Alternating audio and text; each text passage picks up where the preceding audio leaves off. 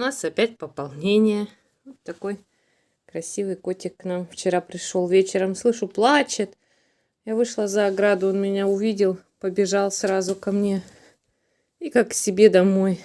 Муська тут наша. Кись-кись-кись, бедненький. Оставила их тут возле обогревателя. У нас минус 15 сегодня. Не знаю теперь, как назовем. 2 рыжих кота у нас теперь.